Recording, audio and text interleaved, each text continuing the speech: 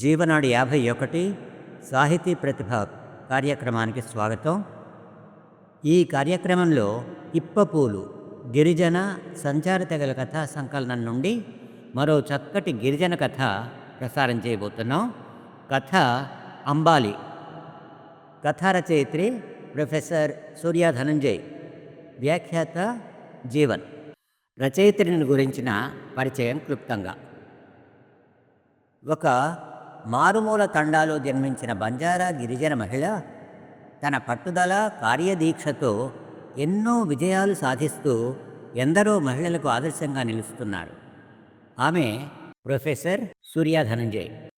నల్లగొండ జిల్లా మిర్యాలగూడెం మండలం భల్లూనాయక్ తండాలో 26 డిసెంబర్ 1969న జ్వాళీబాయి భల్లూనాయక్ దంపతులకు జన్మించిన ఈమె ప్రాథమిక విద్య ఆ తండాలోనే పూర్తి చేసుకున్నారు. మిర్యాలగూడ ఉన్నత పాఠశాలలో సెకండరీ విద్య పూర్తి చేసుకొని ఇంటర్మీడియట్ కూడా అక్కడే ప్రభుత్వ జూనియర్ కాలేజీలో పూర్తి చేసుకున్నారు. 1994లో డాక్టర్ బిఆర్ అంబేద్కర్ యూనివర్సిటీ నుండి దూర విద్యా కోర్సులో బిఏ పూర్తి చేసుకున్నారు.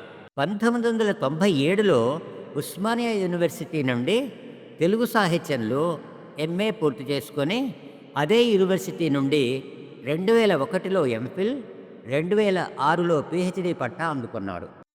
ఉస్మానియాలోనే అసిస్టెంట్ ప్రొఫెసర్గా ఉద్యోగ జీవితం ప్రారంభించి అసోసియేటెడ్ ప్రొఫెసర్గాను ఎదుగుతూ వచ్చారు. నూతనంగా ఏర్పాటైన చాకలి ఐలమ్మ విశ్వవిద్యాలయానికి ప్రస్తుత ఉప కులపతిగా మరో మెట్టు ఎదిగారు. ఇప్పటి వరకు ఆమె వెలువరించిన గ్రంథాలు: 1 కొంగు బంగారం, సమ్మక్క సారలక్క జాతరపై డాక్యుమెంటరీ. 2 ఝోలి బంజారా సాహిత్య వ్యాస సంకలనం. 3 గమనం వ్యాస సంపుటి. 4 తంగి బంజారా సాహిత్య వ్యాస సంకలనం. 5 బంజారా నాణేలు. 6 నల్లగొండ జిల్లా బంజారా సాహిత్యం. 7 రామాయణ అరణ్యకాండలోని ఆశ్రమాలు. ఇతర రచయితలతో కలిసి రచించినవి: ముడుపు తెలంగాణ జాతరల సమాహారం. 2 బంజారా చరిత్ర. 3 గోర్ బంజారా ఎన్ ఎండ్యూరింగ్ ట్రైబ్. అలాగే అనువాద గ్రంథాలు: 1 చతురతకు బహుమానం, 2 అడవిలో ఒక రాత్రి. అలాగే తాను సంపాదకత్వం వహించిన గ్రంథాలు: 1 కేసుల గోర్ బంజారా కథా సంకలనం, 2 సంశోధిత మహాభారత పీఠికలు, 3 ఉస్మానియా జ్ఞాపకాలు, 4 తెలుగు సాహితీ దుందుభి, 5 వివేచన, 6 శతవాసంతిక, 7 సినారే సాహితీ వైభవం. వీరు పొందిన అవార్డులు: 1 సావిత్రిబాయి ఫూలే జాతీయ అవార్డు, 2 ఇందిరా ప్రియదర్శిని జాతీయ అవార్డు, 3 బంజారా మహిళా రత్న రాష్ట్రీయ పురస్కారం, 4 బంజారా రత్న, 5 వసంతభూషణ్ రాష్ట్రీయ పురస్కారం మొదలైనవి ఎన్నో జాతీయ రాష్ట్రీయ అవార్డులు ఆమె సొంతమైనవి. ప్రస్తుత కథలకు వెళదామా? కథ అంబాలి. కథా రచయిత్రి సూర్య ధనంజయ్.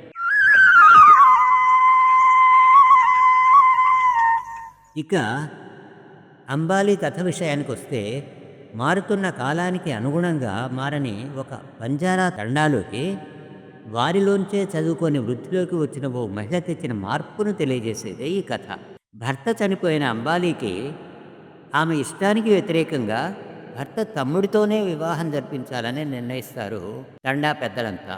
ఇది ఎప్పటి నుంచో వాలి సుగ్రీవుల కాలం నుంచి వస్తున్న కాయిదా గనుక తమ తీర్పును అంగీకరించాలని అంబాలీపై ఒత్తిడి పెంచుతారంతా. తమ వర్గంలోనే చదువుకొని ఉన్నత స్థితికి వచ్చిన అరుణబాయికి విషయం అందిస్తుంది అంబాలి. అరుణ అక్కడికి వచ్చి వారందరికీ కనువిప్పు కలిగేట్టుగా అంబాలిని తనతో తీసుకుని పోతాననుకుని తనలాగానే అంబాలిని కూడా చదివించి వృద్ధిలోకి తీసుకొస్తానంటుంది. చేష్టలుడిగిన తండా పెద్దలు చూస్తుండగానే అంబాలిని కారులో ఎక్కించుకుపోతుంది అరుణబాయి. ఇక కథలోకి వెళదామా?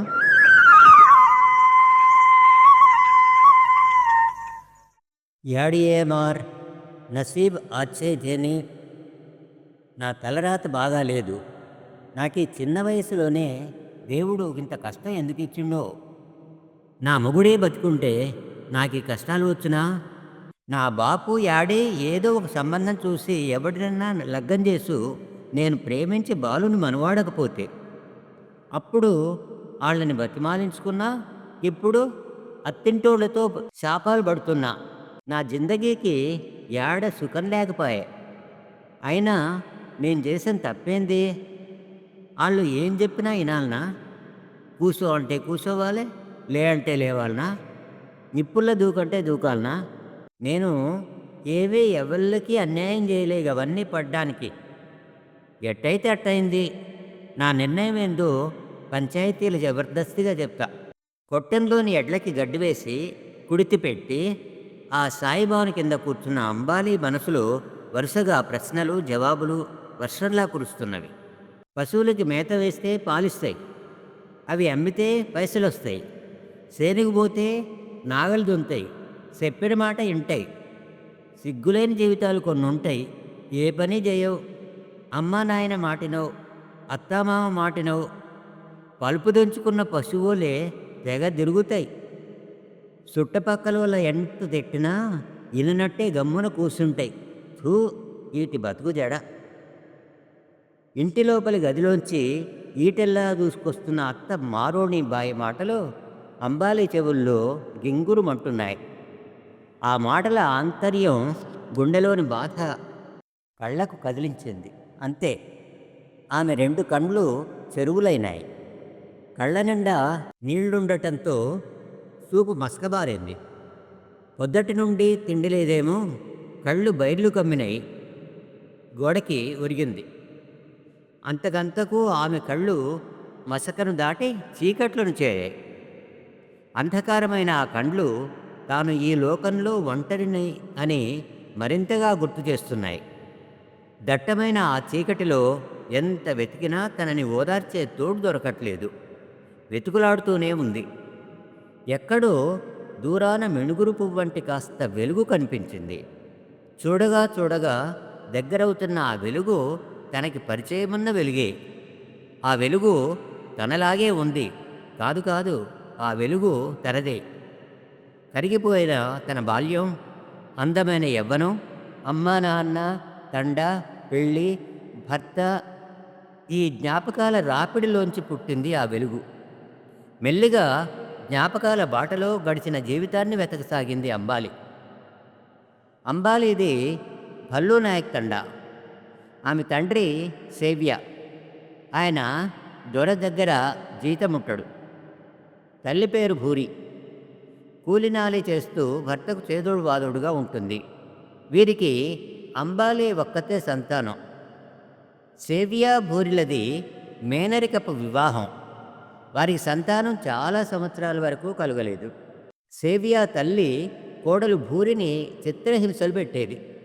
ఒకరోజు పొలం దగ్గర పనికెళ్ళిన సేవ్య భూరి పగటిపూట అన్నం తినడానికి ఒక మామిడి చెట్టు కిందకి వచ్చి వారు వెంట తెచ్చుకున్న సద్దిమూట విప్పి తిని కాసేపు చెట్టు నీడని కురుకుదీద్దామని వంగినారు. సేవ్యకి నిద్ర పట్టింది. భూరి మాత్రం నిద్రపోకుండా ఆకాశం వైపు చూస్తూ ఉండింది. ఏందే నిద్ర రావట్లేదా? ఆ మబ్బుల కేసు గట్లా చూస్తున్నావు అన్నాడు సేవ్య.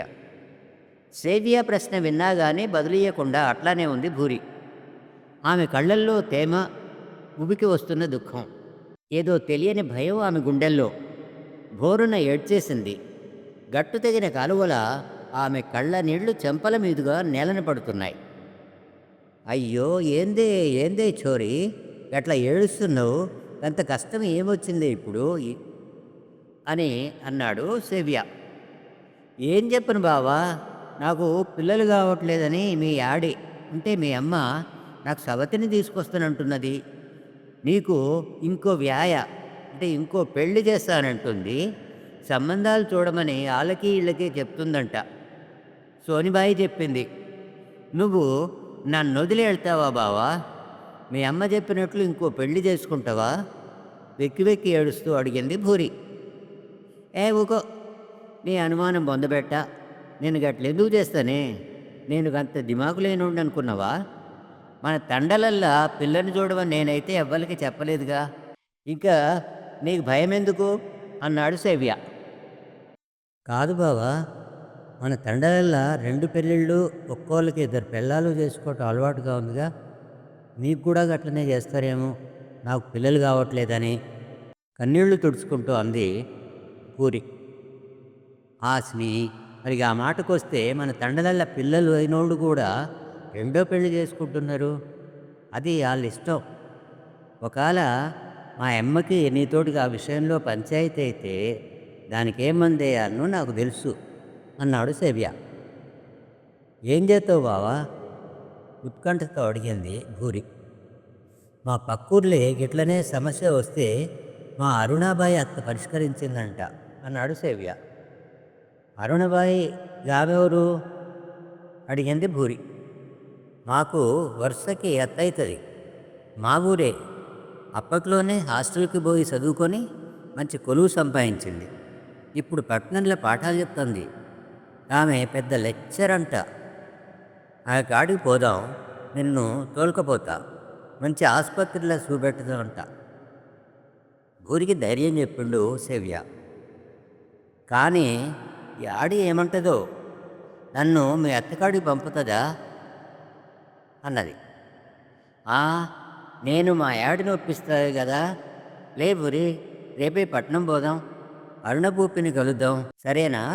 ఇంకా గా కండ్ల పొంటి నీళ్లు దూర్చుకోరాదే అంటూ తలకున్న కండువా ఇస్తూ సన్నగా నవ్విండు సేవ్య. తెల్లారి తల్లికి చెప్పి పట్నం బయలుదేరినారు భూరి సేవ్యాలు.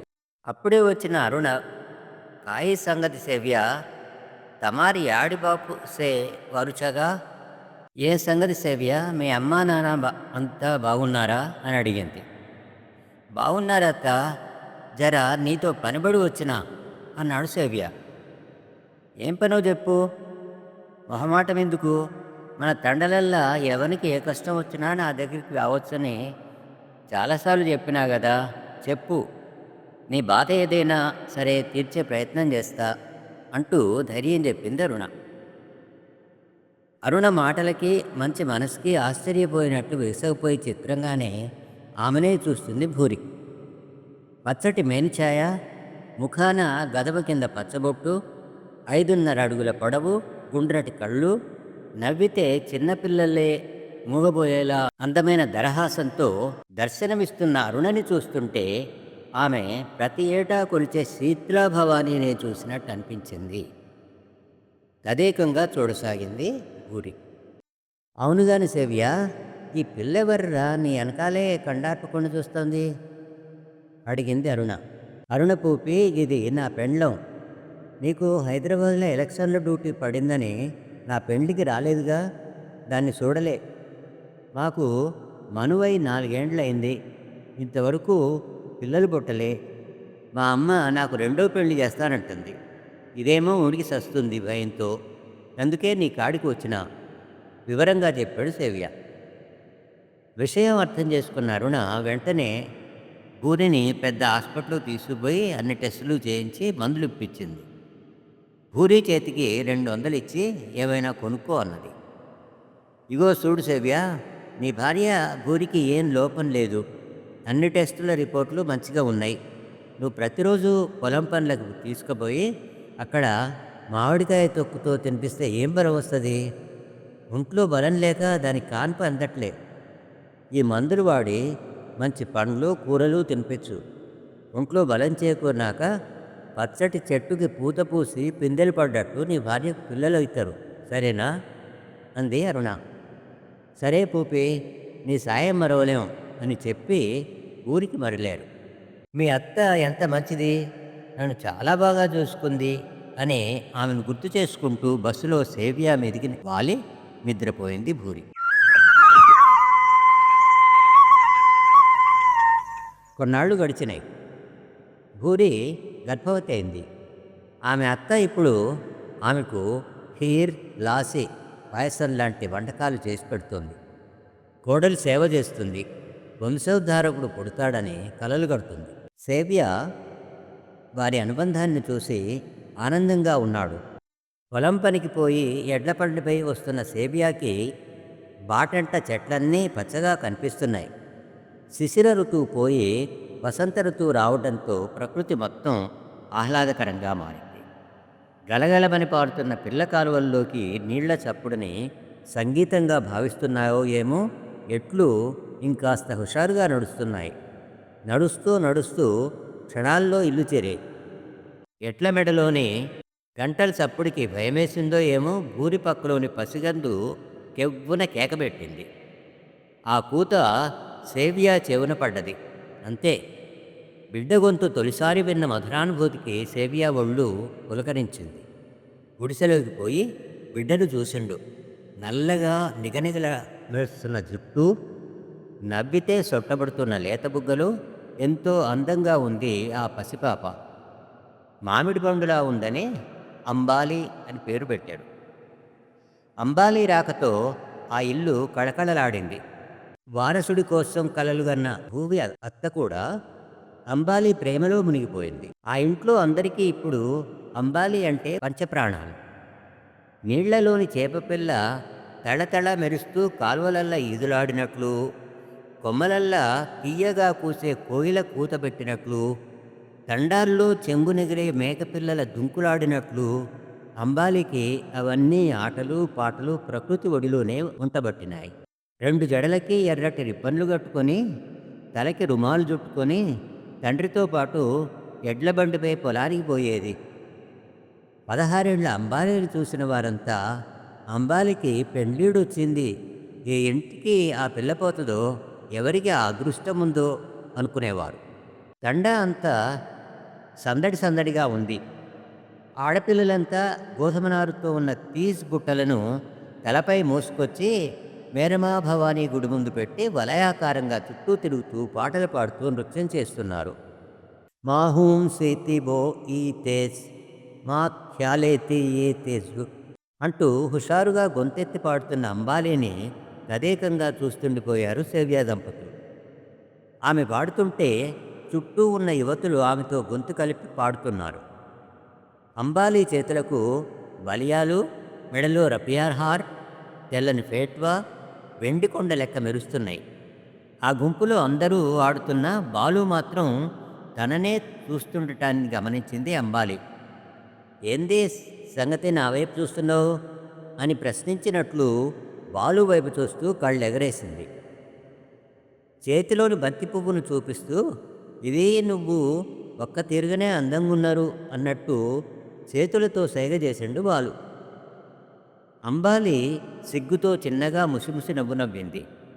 ఇద్దరి మనసులు ఒకటైన సంగతి ప్రకృతి కూడా కనిపెట్టిందేమో.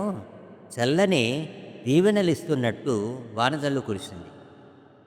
మరునాడు లాలీబాయి, గోపాల్ నాయక్ తండా పెద్దలతో వచ్చి అంబాలిని తమ కొడుక్కి ఇచ్చి పెళ్లి చేయమని సేవ్య, భూరిని అడిగారు. మంచి సంబంధం, 10 ఎకరాల పొలం ఉంది, ఇద్దరే కొడుకులు. అంబాలి సుఖపడుతుందని మీ చార్మి మీ కండ్ల ముందే ఉంటుందని తండాజనం నచ్చజెప్పడంతో సేవ్య, భూరిలు ఒప్పుకున్నారు. సగాయి, వదాయి, సాడితేనోరే, ఢాబ్లే అంటూ 1-2 నెలల రోజుల పాటు అంబాలి పెళ్లి సంతు సాగింది. అంబాలిని అత్తవారింటికి సాగుదోలుతూ దుఃఖంలో మునిగిపోయారంతా. కానీ అంబాలి రాకతో గోపాల్ నాయక్ ఇంట్లో కొత్త కళ వచ్చింది. అప్పటిదాకా 2 మగపిల్లలతో ఉన్న ఆ ఇంట్లోకి ఆడపిల్ల అడుగు పెట్టగానే కొత్త మార్పులు ఎన్నో వచ్చాయి. ఇంట్లో వస్తువులన్నీ ఎక్కడివక్కడ చక్కగా సదిరిపెట్టడం, ఇంటి ముందు ఎర్రమట్టితో అలికి రోజుకో కొత్త ముగ్గు వేయటం, ఇంట్లోకి వచ్చేపోయే వాళ్లతో కలుపుగోలుగా మాట్లాడుతూ కొద్ది రోజుల్లోనే అందరికీ తల్లో నాలుకలా మారింది అంబాలి. బాలు, అంబాలీలు ముద్దు ముచ్చట్లాడుతూ గలగల నవ్వుతుంటే దారెంట పోయేటోళ్ళంతా చిలుక గోరింకల్లా సక్కంగా ఉన్నారు జంట అనుకునేవాళ్ళు. కానీ అంబాలి ముద్దు ముచ్చట ఎన్నో రోజులు నిలవలేదు. మూన్నాళ్ల ముచ్చట అయింది ఆమె ఆనందం. ఓ రోజు పశువులను మేతకు తీసుకెళ్ళాడు బాలు. మధ్యాహ్నమైంది. అది వర్షాకాలం కావటంతో మేఘాలు దట్టంగా అలుముకున్నాయి. ఆ రోజు పట్టపగలే చీకట్లాగా మారింది. వర్షం మొదలైంది. బాలు ఆవుల్ని ఎద్దుల్ని ఇంటిబాట పట్టించి వెళ్ళి చెట్టు కింద నిల్చున్నాడు. ఒక్కసారిగా పెళ్ళుమని శబ్దం, కళ్ళు చెదిరేలా తెల్లటి మెరుపు, ధన్ ధన్మంటూ పిడుగు తాడి చెట్టుపై పడింది. అంతే, చెట్టంత మనిషి బాలు చెట్టు ఒక్కసారిగా నేల కొరిగారు. తండా అంతా విషాదం అలుముకుంది. భర్త మరణంతో 20 రోజులుగా ముద్ద ముట్టకుండా బక్కచిత్తి దుఃఖోదనంతో జీవిస్తున్న అంబానీ గుండెలపై అంతలోనే మరొక పిడుగులాంటి వార్త పడింది. బాలు తమ్ముడు దస్రు నాయక్కి అంబాలీనిచ్చి పెళ్లి చేస్తారంటే తెలుసా? తండాలోని జనం అనుకుంటున్న ముచ్చట బావి దగ్గర మంచినీళ్లు తీసుకొస్తానికి పోయిన అంబాలి చెవులబడింది.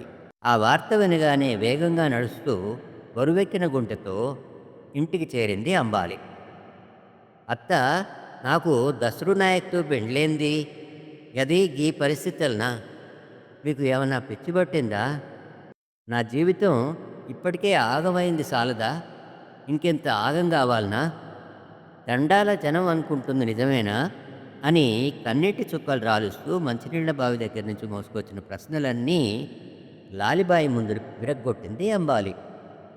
అవును, నిజమే. నీ జీవితాన్ని ఆగం చేసుడేముంది?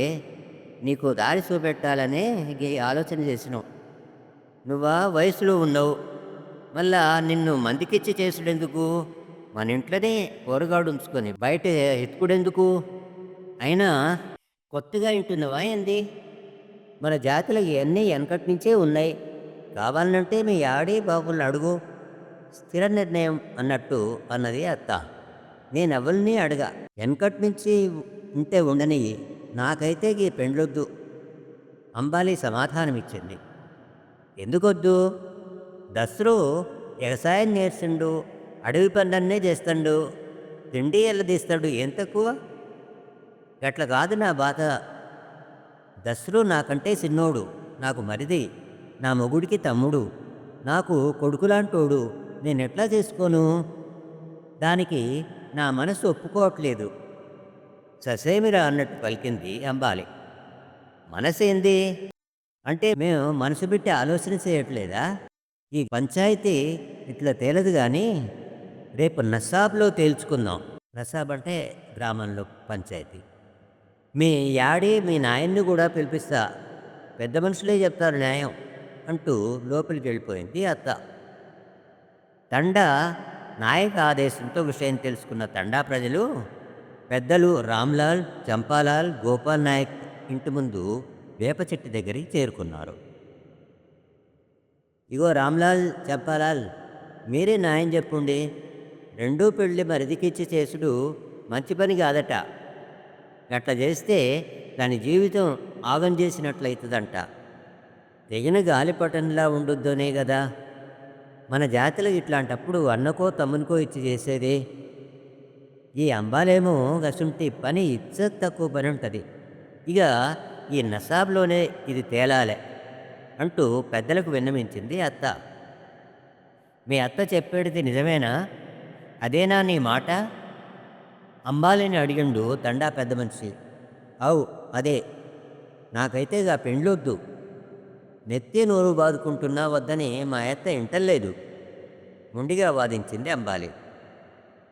ఏంది సైవ్య, మన జాతి కట్టుబాట్ల తప్పని మీ అమ్మాయి అంటుంది, నువ్వేమంటావు? సూటిగా కళ్ళలోకి చూస్తూ అడిగిండు తండా నాయక్. నాయక్, అది చిన్నప్పటి నుంచి అంతే. దానికి ఏది కరెక్ట్ అనిపిస్తే అదే చేస్తుంది. నేను చెప్పినా వినదు. ఈ పెండ్లి దానికి నచ్చుకుంటే ఎవళ్ళు చెప్పినా ఎందు. కుండబద్దలు కొట్టినట్టు కూతురు స్వభావాన్ని తెలిపిండు సేవ్య. అరే పాగల్, పిచ్చోడుగా ఏందిరా కూతుర్ని వెనకేసుకొస్తావు? దానికి మళ్ళీ పెండ్లి చేయాలనంటే వేరే సంబంధం ఏడ్నుంచి తెస్తావు? రెండో పెండ్లి సంబంధానికి ఎవరూ రారు. ఒకడు సాగంగా ఉన్నది ఇంకొకడే. ఉన్న ఆస్తి నీ బిడ్డ తింటది. అంబాలి, నీ మంచికే చెప్తున్నా ఇను. దస్రును పెళ్లి చేసుకో. పెద్దరికంగా ఆలోచించి చెప్పాడన్నట్టుగా ఢాకు నాయకును కండ్లతోటే మెచ్చుకున్నారు తండా పెద్ద మనుషులు. మీ వాదన మీదే గాని నా మాట ఎవరూ వినరా? ఎన్నటి ఆచారాలో ఇప్పుడు మా మీద రుచుతారేంది? నాదే చిన్న వయస్సు, నా తలరాత బాగలేదు. ఇట్లయినా నా సావు నేను సస్తా, ఎట్లనో అట్ల బతుకుతా. అంతేగాని నా మనసుకి విరుద్ధంగా భర్త తమ్ముడితో కాపురం చేయ, తేల్చి చెప్పింది అంబాలి. కాలం మారింది. కలికాలం కాకపోతే మా రోజుల్లో ఇంతమందిలా మొగోళ్లలోకి వచ్చి మాట్లాడినమా? అంబాలి గడుసుపిల్ల. లేకుంటే తండా నసాబ్ ముందట ఇంతసేపు వాదన చేసినంటే ఎంత ధైర్యం ఉండాలి? 70 ఏండ్ల రూప్లీబాయి పక్కనున్నోళ్ల చెవులల్లా మెల్లగా గొనిగింది. తప్పైనా ఒప్పైనా ఇక్కడ ఒక కట్టుబాటు ఉంది. దాన్ని గౌరవించి పాటిస్తేనే మాలో ఒకదారిగా ఉంటావు. లేకుంటే నిన్ను ఎవరూ మాలో ఒకదారిగా చూడరు. ఆలోచించి నిర్ణయం చెప్పు. ఇదే ఆఖరి అవకాశం అన్నట్టు తెగేసి చెప్పిండు రామ్లాల్. అంబాలి ఏమి చెబుతుందా అని అందరూ ఆమె ముఖం కేసి చూస్తున్నారు. అప్పటిదాకా అంబాలీకి ఉచిత సలహాలిచ్చిన అక్కడి జనం ఆమె బలమైన వాదన, వాక్చాతుర్యం విన్న తరువాత ఎదురు చెప్పటం ఆపేశాడు. పెద్దవాళ్ళందరూ మాట్లాడుతుంటే ప్రేక్షకుల్లా చూడసాగారు. ఇంకా అదే నిశ్శబ్దం. అంబాలి ఏమీ బదులివ్వలేదు. నిమిషాలు గంటలయ్యాయి. 3 గంటలు గడిచింది. ఇగో చూడు, ఇదే చివరి అవకాశం. నీ మరిది దసరు నాయకుని పెళ్లి చేసుకుని మర్యాద కాపాడుకో. ఇంట్లోకి పోయి కొత్త కోక్ కట్టుకొని రా. ఇప్పుడే ఇక్కడే పెళ్ళి అయిపోవాలి. లేకుంటే నిన్ను చూసి ఇంకొంతమంది ఇట్లనే నేర్చుకుంటారు. ఆవేశంగా పలికిండు చంపాలాల్ అనే పెద్ద మనిషి. అంబాలి ఏడ్చుకుంటూ ఇంట్లోకి పోయింది. ఇంట్లోకి పోయిన మనిషి అట్లనే గొట్ల కొట్టం దగ్గర కూర్చొని ఆలోచిస్తుంది. పెద్ద మనుషులకి బిందెలో మంచినీళ్లు తెస్తానని పోయిన లాలీబాయి సిగ్గులేని బతుకు, తెగబడ్డ బతుకు అని అంబాన్ని తిడుతూ నీళ్లు తీసుకొని బయటకు వచ్చింది. ఓ రామ్లాల్, గది ఇంట్లే కూర్చొని కదలట్లే. ఇట్లయితే ముచ్చట తెగది. అత్త లాలీ మాటలు పెద్ద మనుషుల్లో అవమాన భావన కలిగించాయి. అరే, దాన్ని బయటికి ఉంచుకురాండ్రి, బతలు పడుతుంది ఆదేశం ఇచ్చిండు ఓ పెద్ద మనిషి. మార్నసీబ్ ఆచ్చేని, నా అదృష్టం బాగులేదు, తన స్నేహితురాలు మంగ్లీతో చెప్పి తల బాదుకుంటూ ఏడుస్తుంది అంబాలి. తండా జనమంతా నసాబ్లో న్యాయం కోసం ఎదురు చూస్తున్నాడు. గోపాల్ నాయక్ సారా క్యాన్ తెచ్చి నాయక్ ముందు పెట్టిండు. ఒక్కొక్కరు ఒక్కో విధంగా అనుకుంటున్నారు. సీనియా లేచి వచ్చిన వాళ్ళందరికీ సారా గ్లాసులల్లో పోసి చేతికి అందిస్తున్నాడు. అంబాలి మాత్రం చేతిలో ముఖాన్ని దాచుకొని అన్నీ గుర్తు తెచ్చుకుంటూ వెక్కి వెక్కి ఏడుస్తుంది. రాజ్య వచ్చి ఒక కారు మన తండా వైపు వస్తుందని చెప్పటంతో అందరూ లేచి చూశారు. కారు హారన్ శబ్దం వినిపించింది అంబాలీకి. 1000 ఏనుగుల బలం వచ్చినట్టు అనిపించింది. ఆ సౌండ్ విని నసాబ్లోని జనాలంతా దూరంగా వస్తున్న కారు వైపు ఎవరా అని ఆశ్చర్యంగా, ఆసక్తిగా చూస్తున్నారు. ఇంతలోనే ఇంటిలోని పెట్టే బేడా సదురుకొని వచ్చి నిల్చుంది అంబాలి. అప్పుడు దిగింది కారులోంచి అరుణబాయి. అరుణ మంచిదని, చదువుకున్నదని, తెలివైందని ఆ చుట్టుపక్కల తండాలకంతా తెలవడంతో అందరూ ఆమెను చూడగానే జరగబోయేది ఊహించారు. ఏంది అరుణబాయి ఇట్లా వచ్చినవు? ఏదన్నా ప్రభుత్వ పనే? తండా పెద్ద అరుణని అడిగిండు. కాదు, అస్తిత్వం పని మీద వచ్చిన రామ్లాల్ భయ్యా. ఏందా అస్తిత్వ పని బాయి? ఇగో మీరు చేస్తున్నదే. మేమేం చేస్తున్నాం? మన ఆచారాలు కాపాడుకునే పనేగా చేస్తున్నాం అన్నారు పెద్దలంతా. కాదు, మనల్ని కించపరిచే పని చేస్తున్నారు. ప్రతి జాతిలోనూ మంచి ఆచారాలుంటాయి, మంచివి కానివి ఉంటాయి. ప్రపంచం అభివృద్ధి చెంది నాగరికత వైపు నడుస్తుంటే మనం మాత్రం ఇట్లాంటి పనుల వల్ల అనాగరికత వైపు నడుస్తున్నాం. కట్టులోనూ బొట్టులోనూ ఆచార వ్యవహారాల్లోనూ సంస్కృతిలోనూ ఎంతో విశిష్టత కలిగిన మన జాతి ఇట్లాంటి పనుల వలన ఇతర సమాజాల ముందు వేలెత్తి ప్రశ్నించబడుతుంది. ఇది మారాలి, లోపాలు సరిచేసుకోవాలి, అది చెప్పటానికే నేను వచ్చిన. ఈరోజు పంచాయతీ ఉందని అంబాలి నిన్న ఒక మనిషితో కబురు పంపింది. ఆ మాట వినగానే పెద్ద మనుషులు అంబాలి వైపు గుర్రుగా చూశారు. అంటే వాలి సుగ్రీవుల కాన్నించి వస్తున్న మన ఆచారాలు తప్పుపడుతున్నవా? ఇక చివరి ఆయుధంగా వదిలాడు దండానాయక్. తప్పుబట్టటం లేదు నాయక్, అది త్రేతాయుగం, ఇది కలియుగం. అప్పుడు రాజులు పాలించినారు, ఎవరి జీవితానికి వారే నిర్మాతలు. ఇక్కడ జీవించే విధానంలో మనసుకు ఇష్టం కావటం ముఖ్యం. దానికి విరుద్ధంగా ఎవరూ ఏ పని చేయలేరు. అంబాలి తెలివిగల అమ్మాయి, ఆమెకి మంచి భవిష్యత్తు ఉంది. ఆమె పట్టుదల గట్టిది. ఆమెను నాలాగా చదివించి మంచి స్థాయిలో నిలబెడతా. నిక్కచ్చిగా చెప్పి అంబాలిని తీసుకుని కారెక్కింది అరుణ. ఆమె మాటలకి అందరూ స్తంభాల్లా నిశ్చేష్టులయ్యారు. ఎవరూ ఆమెను ఆపలేకపోయారు. కారు కదిలింది. కారు దండాన్ని దాటింది. నియంతృత్వపు కట్టుబాట్లని దాటింది అంబాలి.